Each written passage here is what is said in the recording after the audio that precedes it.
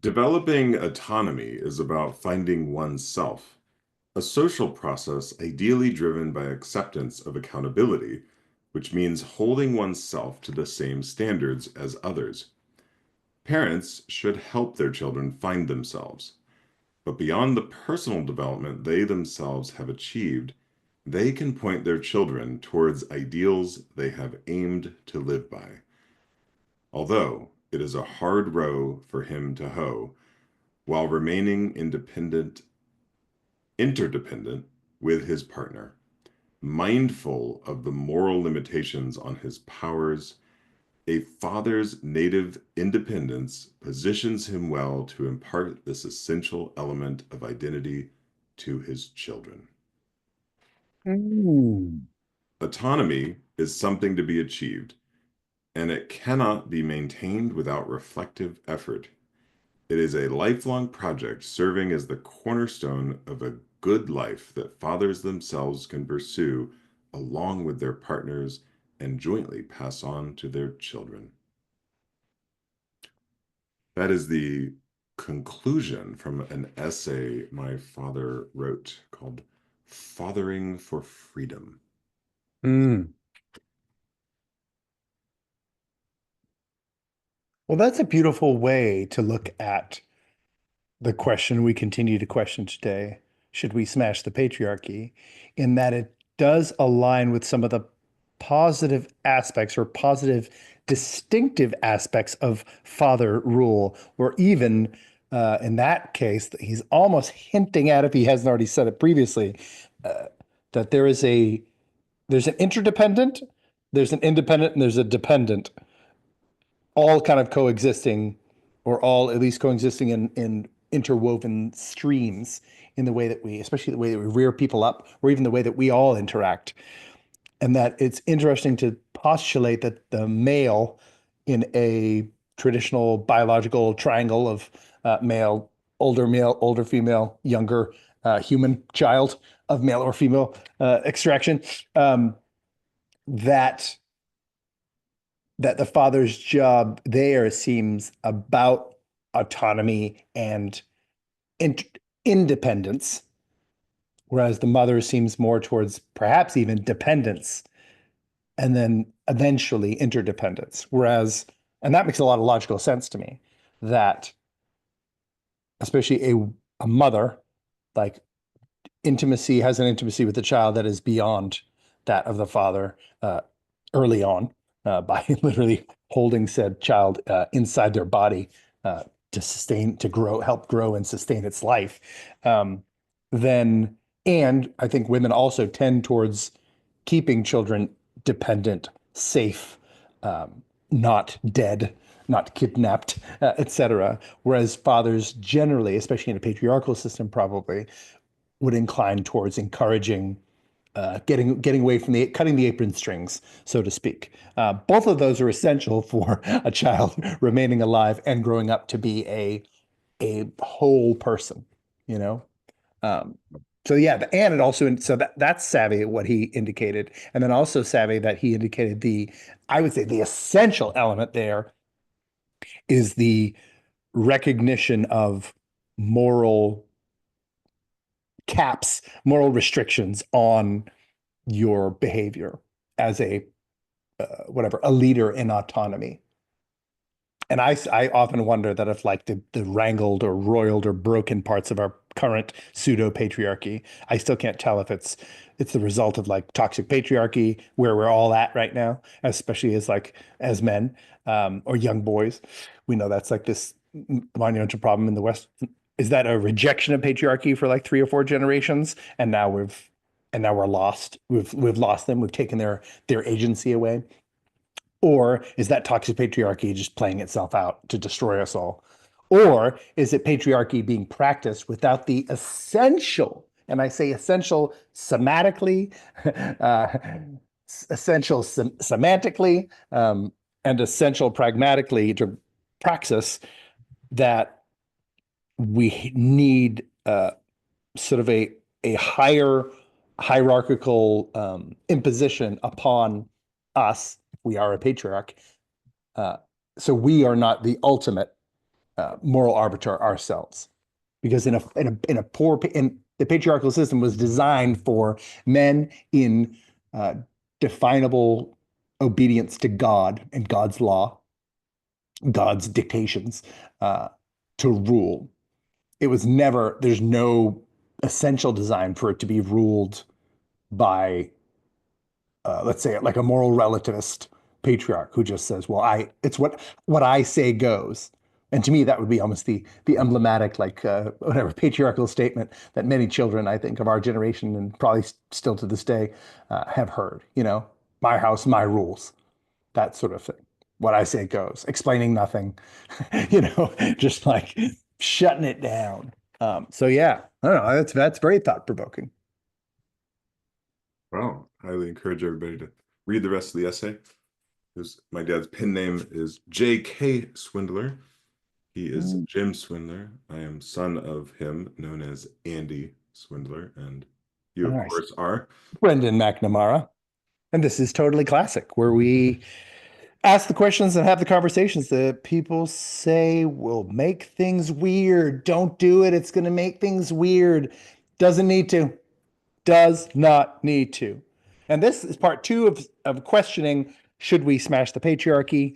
I was on Instagram this like a week or so ago promoting our previous episode of part one, and then looking for little like jumpy like whatever gifs or stickers or whatever and on You're Meta so good at finding those. Meta or Instagram. By the way, if you look up patriarchy, I'm going to tell you there's no lack of smash the patriarchy stickers that have been made.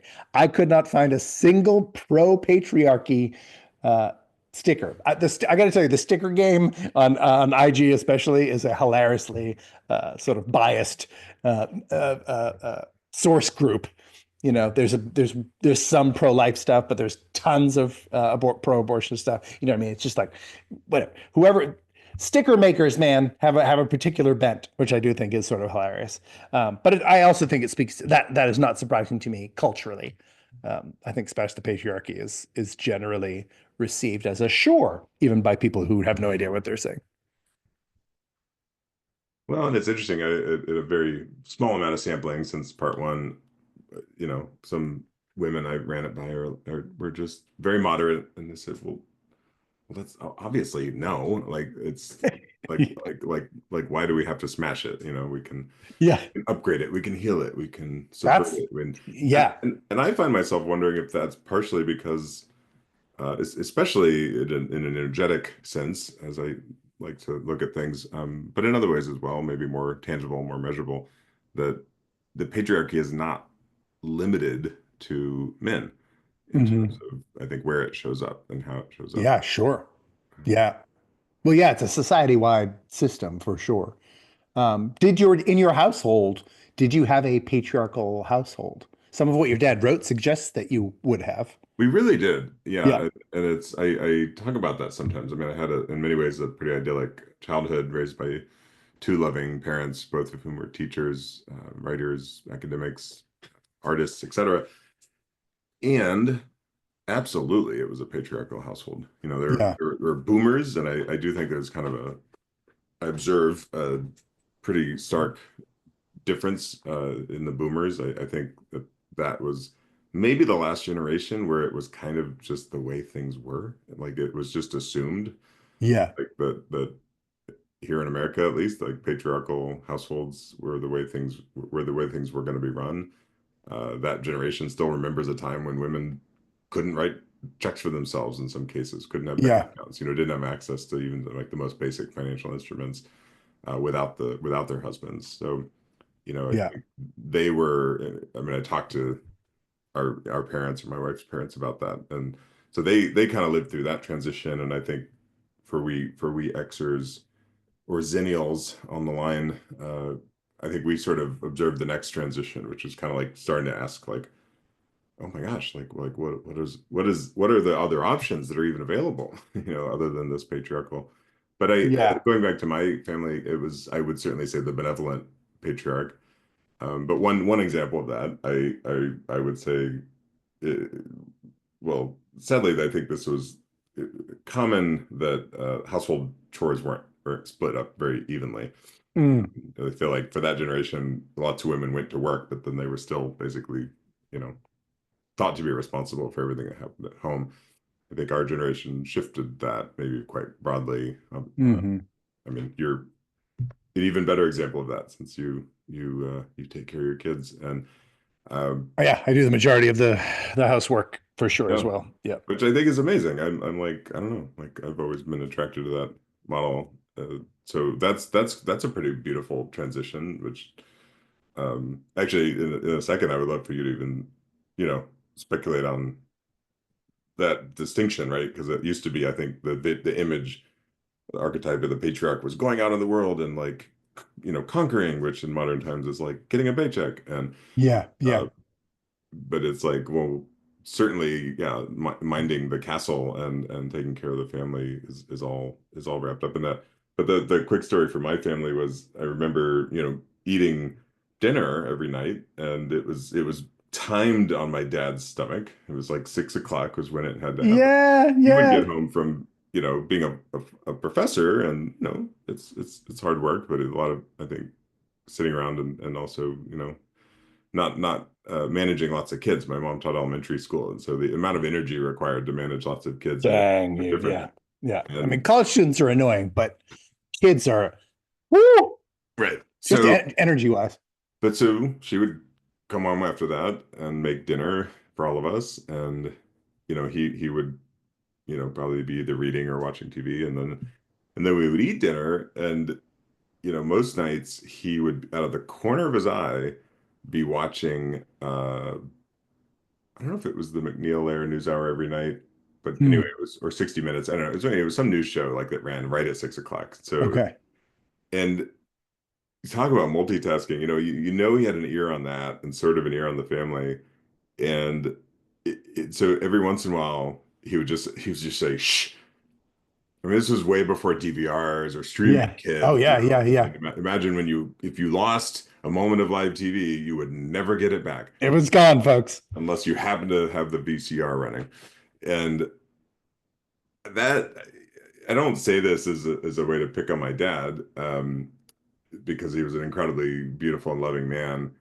And in those moments, to me, that is like peak patriarchy, where he is just Yes. absolutely controlling and dominating the entire dinner experience for all of us. Yeah. For everyone there. Yeah. Literally everybody else there. Yep, Pause. Please be quiet. Be quiet. I need to hear something right now. yep, I need to hear something that, I mean, as a person who's struggled with news addiction, as a person, as something I can do and probably will do absolutely nothing about. Yeah. excellent. I did that with my kids today. I had shushed my daughter in the car because I was pulling out of a gas station that I don't usually go to or whatever, and I started bumping the curb a little bit, and I full on was like, "Psh, don't stop, just wait until I get past this. I feel like I'm just crunching something right now. I need to pay extra attention because I'm trying to, when my kids speak, I'm trying to pay attention. But if I Right. devote, especially while driving, if I devote too much of my attention, I was like, oh, wait a second, I'm not paying attention to how to do this properly, and I'm merging. And I was like, you need to be quiet. But to me, it has to be something where I'm like, oh, I'm about to break our car or endanger us in traffic. Like, uh, because I think I grew up similar with my stepdad. Um, my dad is kind of like a clean freak. So I mean, he's the kind of person who doesn't always do this, but he has literally, like when someone got up from the couch to go to the kitchen and get something, like brought a dust buster over and then just like vacuumed up around them. And then and then you sit back down. He's continually like, if there's this much left of your drink and now all of a sudden it's gone, you're like, oh, my dad took it. He took it. He put it in the sink. I was like, I wasn't done. I was probably going to use that. Um, I'm not like that at all. That's But the it's worst. My brain yeah, actually probably spends 5% of its energy tracking how much I have left in my glass. it's a whole thing. But anyway, so housework he was always dominantly involved with. But I felt like a mania personally. But my stepdad, who I grew up in his house mostly, was certainly patriarchal in that same way, where like dinner was based on kind of when he got home. There was but it was a weird. There's like an absentee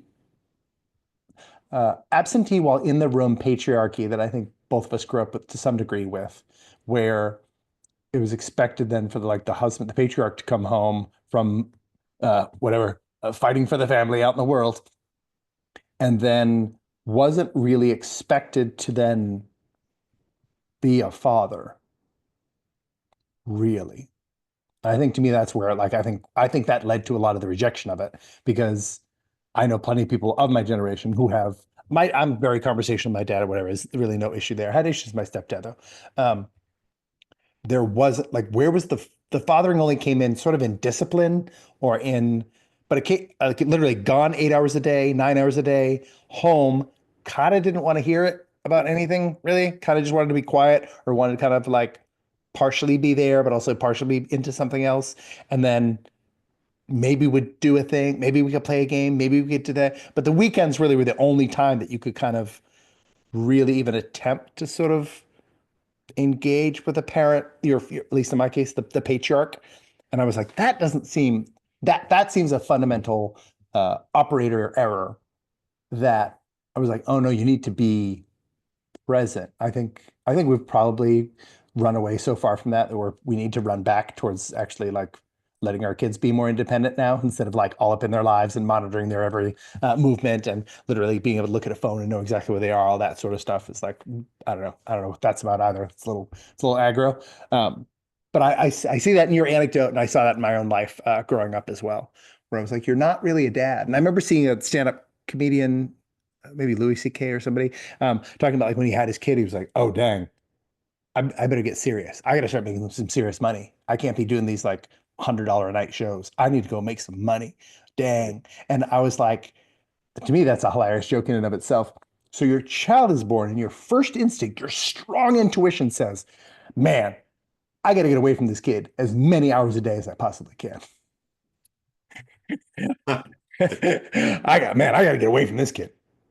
I got to stay away. Now, I have had the privilege or detriment of so rarely working away from home, where for about 4 months I had a freelance gig when my eldest daughter was maybe like one or something, pre one, and I was gone. I just didn't see her. I saw her on the weekends. I mean, she was a baby, so she'd be like sleeping at weird times.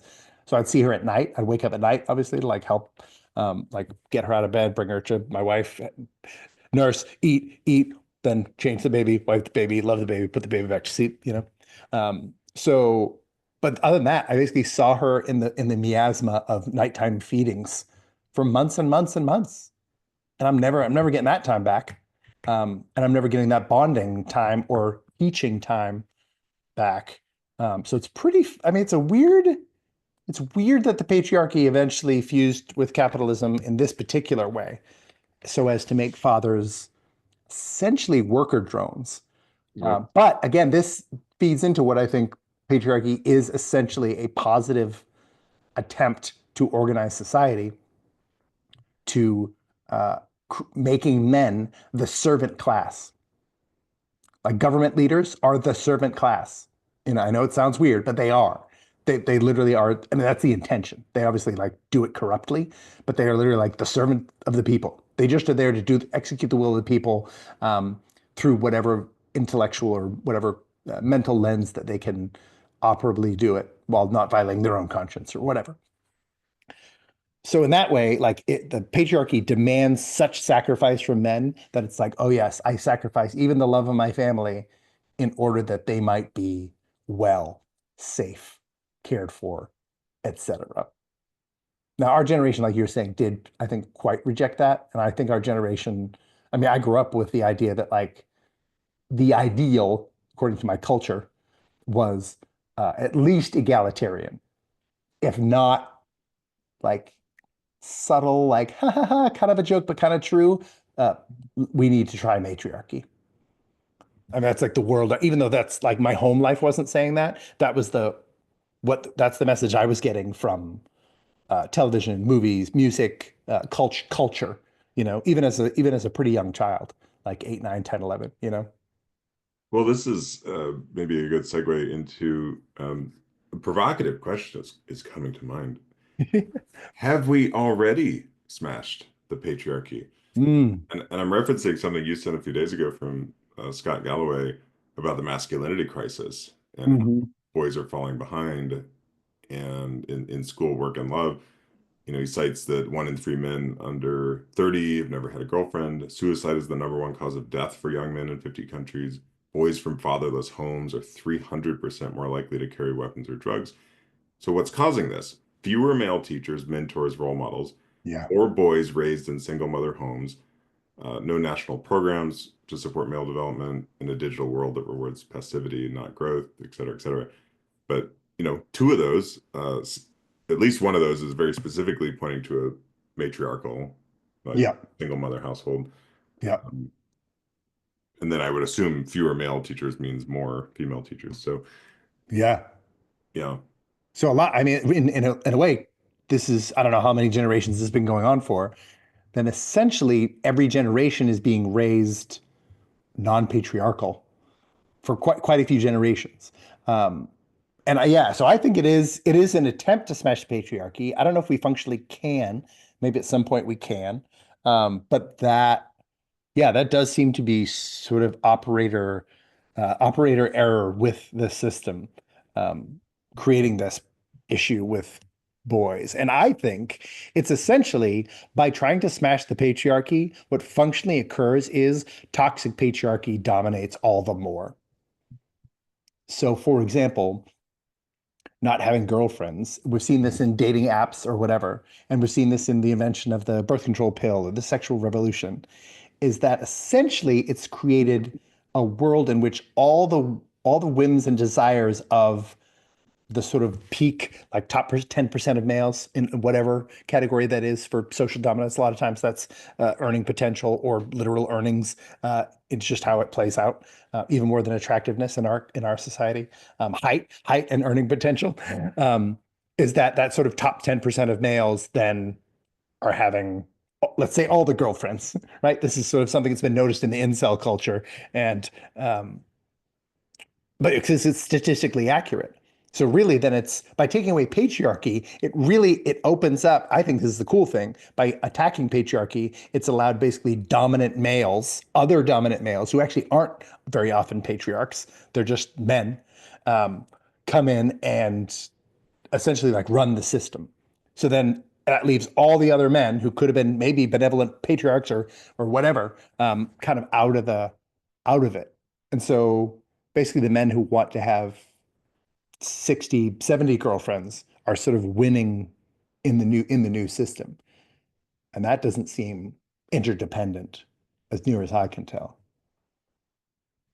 there we Oh, I'm gonna clap right now. Can you pause? I just need to let the open the door and get Well, we just paused briefly so that I could witness a patriarchal moment with Brendan welcoming his daughter back from the house and saying how much he loved her. It's beautiful. Yep, it's dominant. I mean, I am a patriarch, and I don't want to be smashed. And I think one of the reasons actually I'm sort of aggressively like anti-smash the patriarchy and actually even pro-patriarchy is I've spent most of my life being anti-patriarchy. And then at Mm. some point when becoming a patriarch, or even I would even say like almost significantly after, when I started calling myself a man when I was 40 years old, so 7 years ago, I started to explore like, okay, what does that mean? Like, what is a patriarch? What is a father? What is a man supposed to be according to God? Again, those moral, like, what are the moral guidelines that cage in uh, the beast aspects of men? Because I do think men are beastly, fundamentally, meaning all humans are, but men, especially because of physical strength or even testosterone, is probably a huge part of it. But obviously, men commit the majority of homicides. Men kill the most people um, until abortion was legalized, and then now women are actually the number one sort of at least attendance to. But I think abortion doctors still are dominantly men, so they're still involved. But like the danger aspect, I had to kind of confront. I had to confront kind of male role models that didn't. I was like, this isn't it. That's not it. That's not the structure for moral. mere emulation of the previous patriarch is not typically near enough of a system for you to step into. Because I think that the patriarchy is fundamentally service-based or servant-based, self-sacrifice-based, and it has to be, you have to define, someone has to, those terms have to be defined, and they can't be just defined by you, or else you become essentially a tyrant. Because then it's whatever. I mean, we're struggling with this now as a nation. You're like, do we have a tyrant as the president who just goes, yeah, I don't kind of care what those rules are. I'm going to do this. I'm going to do it this way. Oh, you can't do it that way. Well, watch. I'm going to do it.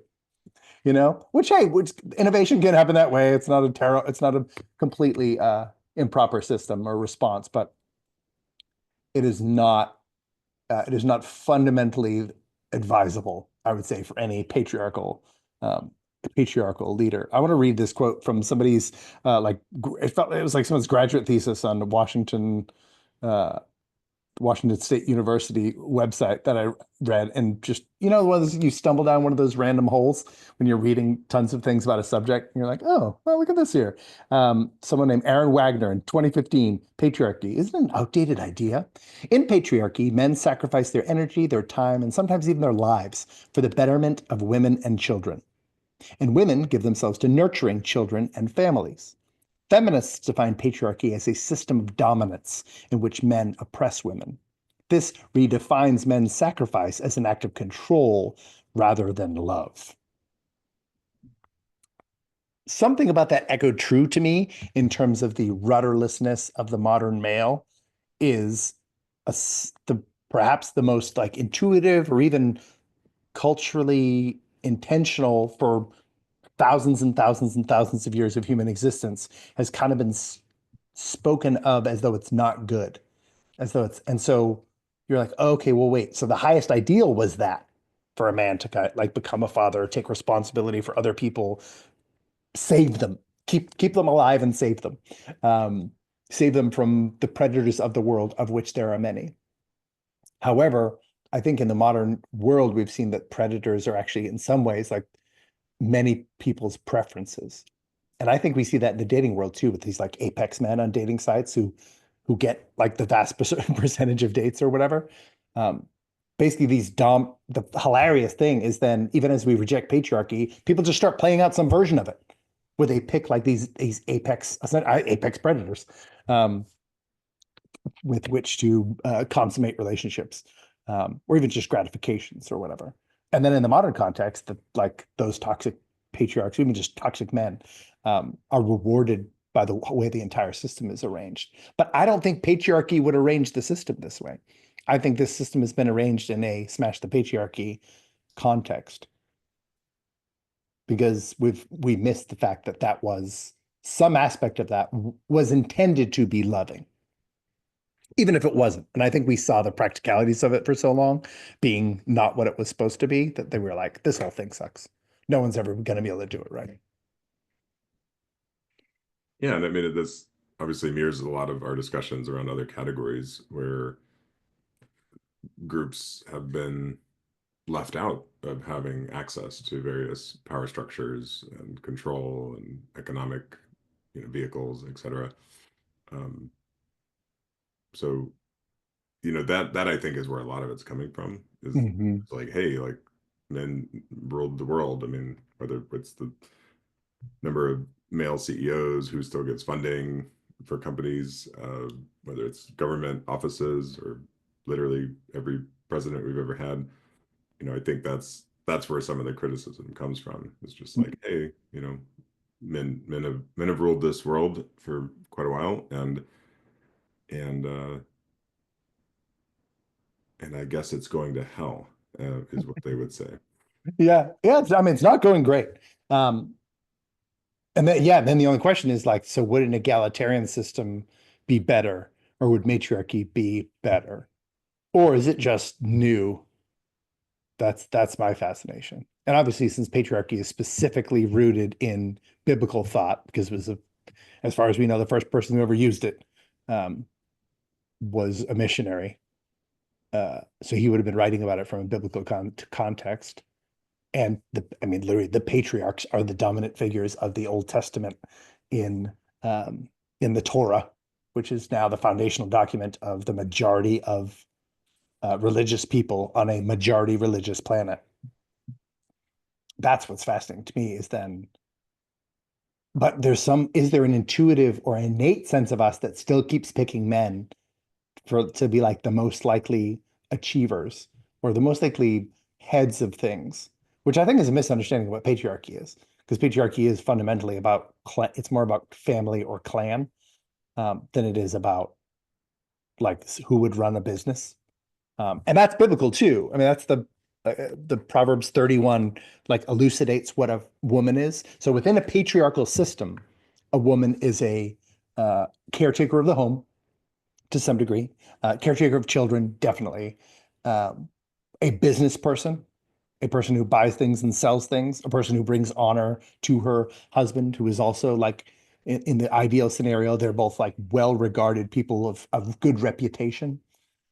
But a woman can be a leader in business within patriarchy, going back to Proverbs and the writing of the Old Testament. So we're talking thousands of years. And so that's what's fascinating to me. That's the part I don't. I mean, that's a whole nother question. It's like, why aren't there more like should there be more female CEOs? I was like, I don't know why not. Like, the patriarchal system does not in any way suggest that men have to be the leaders of business operations. Nations, pretty much. There's only one female judge, so it's not impossible, but essentially it was seen as a shame upon the nation that the nation failed to take take their own men failed to be men. And so they're like, all right, well, if you're not going to do it, she is more than capable of doing what you won't do, Hmm. kind of thing. Pretty fascinating. Well, I think some of that, it's interesting how this weaves in with just the biological realities of how we reproduce in this species. Yes. Is, you know, this doesn't explain all of it, but certainly, women who have careers, who have chosen to have kids, uh, often face setbacks. And, Yeah. Yeah, it makes sense.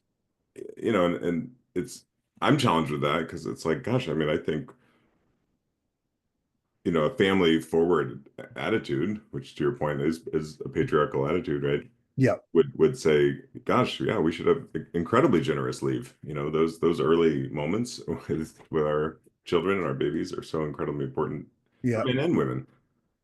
And it's just a reality that if you're, in a job and you're out of that job for a year or two, you're going to miss something.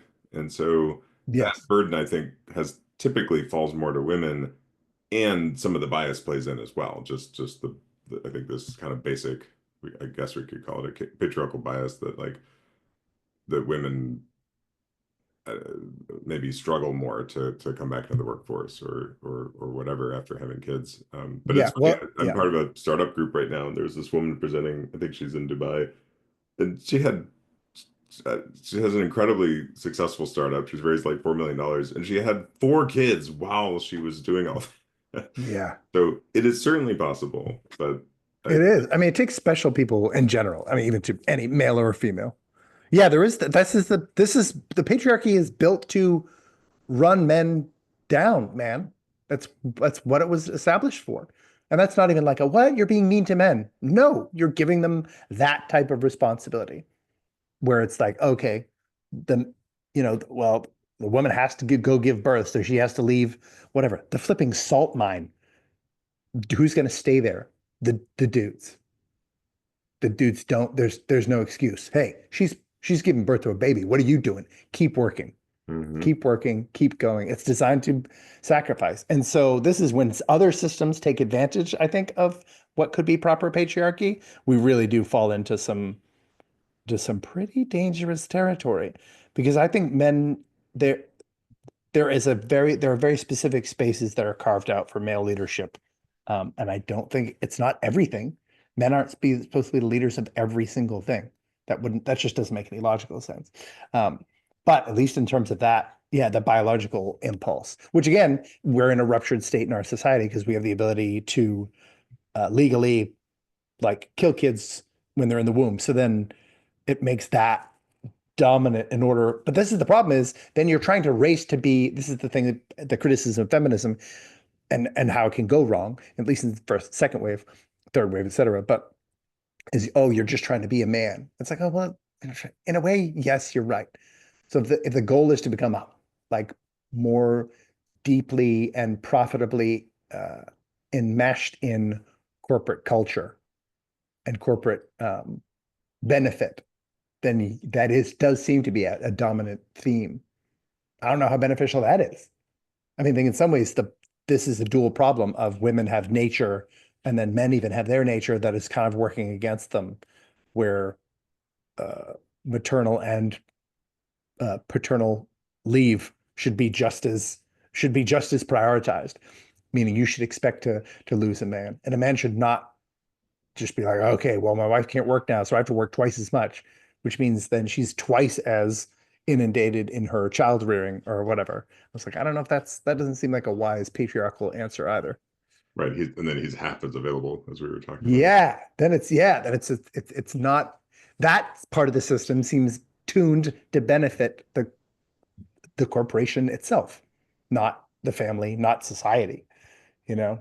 Then you're not even a patriarch because you're being dominated, and you're not being dominated by a moral like a moral compass, but like financial desire. And that's where we get to day. I mean, so then is should we smash the capitalist patriarchy? Different question for Well, another day. Shall we vote? we shall. Okay. Should we smash the patriarchy? I'm gonna go full thumbs down. I love that you talked to some folks who had pretty much the same instinct I had, which is no, let's just heal it or let's do it right. I'm also remaining a no on this one. I did have one follow-up question for you, though. Oh yes, go. You mentioned that you spent a lot of your life being anti-patriarchal. Yes. Why was that? Because I felt like it was in opposition to the entire culture I was raised in, which is the US culture says egalitarian for sure. Wouldn't the world be better? Ha ha ha. Would the world be better if women were in charge? We wouldn't have these many wars. We wouldn't, right? That was the world I grew up in. And I was like, well, the fathers that I'm around, my dad less so, but my stepdad, let's say, who was like a patriarch figure, didn't act that way. Also, I generally have a bias towards for women, which is, I think, man, it's like an innate thing for any man, I would assume. But I don't know. I know plenty of dudes who like to be around dudes. Um, and so I felt, and I was raised in a post-feminist world, so I was raised a feminist, in even with a woman in patriarchal submission. Those are not incompatible, although they might seem so to some. So to me, it was just like, yeah, I saw people just use their power for personal gain ultimately, even if the gains were small. Like if the gains were, I get to hear what's on the news hour, or I get to be quiet. I want everyone to be quiet. I don't remember specific occasions, but I know there were occasions where like it was sort of either said out loud or understood to just like be quiet, stop being foolish or whatever, and like trying to like not upset dad, you know, when he was home and like had a bad day or whatever. So then it just became this like, and so all of us and my brother Will, we talked about this recently, not that recent, but whatever. He talked about how he basically then grew up just being like wishing dad would never come home. And so we were like, well, I'd rather he didn't come home because it's never as fun when dad is home. Never. It is always more fun when dad's not here. So I Wow. think that's what I grew up with. Like like patriarchs are a buzzkill. Yeah. Killing the vibe, patriarch, man. We were having a good time before you got here. But then as I examined what manhood really was, and I was like, oh, but it's intended for my obedience to God and my any demanded submission of my family has to be according to, like your dad brought up in the what you opened this whole episode with, the moral god, like the moral codes, or however he phrased it, essentially the moral guidelines that restrict my behavior the same way I'm restricting someone else's behavior. So I should never be making my children stop speaking simply because it was like, I don't know. I just want some quiet right now. No, a little bit of that's fine. Animals do it, whatever. If you make that error, it doesn't ruin anything. In some ways, it may benefit things because it helps establish patriarchal order. The same way of, an animal like biting its child and throwing it behind it for safety, and also to like get the child into the mode of like, oh yeah, I have to do what my supervisor, my protector says. But generally, if you wanted your kids to be quiet, it would have to be for like a perhaps a moral reason. Perhaps their output was um, unkind. Perhaps it was time to just be quiet because everyone's screaming at each other. You know what I mean? It needs to ascend. It needs to be optimized for essential moral improvement, or else basically you're just using your power to like get what you want, get the best cut of meat, you know, the best seat at the head, best seat at the table, the best. Then it becomes like privilege. Whereas self-sacrifice and having the least of anyone else is also a privilege. Not in a capitalist, framework, obviously, but like from a human framework. So yeah, I don't know. That's the short, quote unquote, short answer. I appreciate that. It occurs to me, we didn't exactly frame it this way, but much like we've talked about racism numerous times, and there's, this newer version definition, right? And so I tend to distinguish between the interpersonal and the systemic. Yeah. I think that's what's happening here too, right? Mm, We talked a lot about the family unit and the father in a family. That's more like the interpersonal, more intimate form of how patriarchy shows up. yeah. I think Smash the Patriarchy is attempting to cast it as a system, right? Right. It's this Yeah. Yeah. broad Yeah. system Yeah. of patriarchy. Yeah. Which I don't know that it exists. I don't see it. I mean, to me, the fact that women are legally allowed to kill human beings and get away with it suggests to me that women are arguably the most privileged, powerful creatures in our present society. Like, I don't know. I don't know that just like getting to be a president, um, like or a CEO overrules that necessarily, because those are rarefied. That's rarefied air of anyone who's involved there. That's a scant percentage of a scant percentage who's even in the running, let alone whereas like legally being able to kill a person and not suffer a penalty for it. Men can't do that. Well, and Um, even short of abortion, I think I said yeah, this last episode. One of my theories is that, deep down, men know we can't compete with even the powers nature imbued with women with, which is to give birth and to incubate life, which is a pretty extraordinary, yeah, right? yeah. Women are highly prioritized. I think that's the thing people don't understand about patriarchy. Even in systemic patriarchy, it's systemic prioritization of women. And I think at some point people were like, yeah, but you decided that and got mad. I don't say women in general, but whatever, as a cohort, are like, well, who are you to give me that power? Ultimately, who are you? Because I think essentially once you kill God, and you've, maybe ruined us all, then eventually you have to kill like God's next in command. So I think that's the system run we're on with Smash the Patriarchy, even as a systemic thing, because I just don't. There's manifestations of it. There are absolutely laws being proposed throughout the world, and even in the U.S. that seek to subjugate women for their detriment. But there's not a lot. It's really not a lot. It's a fascinating time we're in. And I don't know. I'm worried that if we don't figure it out, the consequences will be grave because of the aggression and increased physical strength of men. That movie Adolescence kind of, sorry, not movie, the television show Adolescence, which is a technical, brilliant achievement, by the way, kind of examines some of this too, that kids are wrestling with. Of basically like now that there are so few positive patriarchal role models that being led astray by toxic men, young men are like, what do I do with all this energy? Who do I shoot? Who do I stab? Who do I get? That like, I think that sort of violence seems on the rise in a bunch of societies, and a lot of people are blaming it on whatever immigration and cross-cultural disruptions and that sort of thing. I don't know. I'm sure everything's involved. Everything's a multivariate problem. Um, but I feel like I'm seeing that as potentially part of that. And we see that, like you talked about with the fatherless statistics, is that there's an increase of violence when fathers are gone. And that's not even patriarchal ones, right? That's just like literal, like men mentors, men leaders certainly can't be absent, or like your outcomes are almost certainly more poor. But we need good men for everything, just like we need good women. And without, it's just like who said that? Was it John Adams was saying that, like, maybe not John Adams, I don't know, said that the Constitution was written to govern religious people, and it's really not fit for anything else.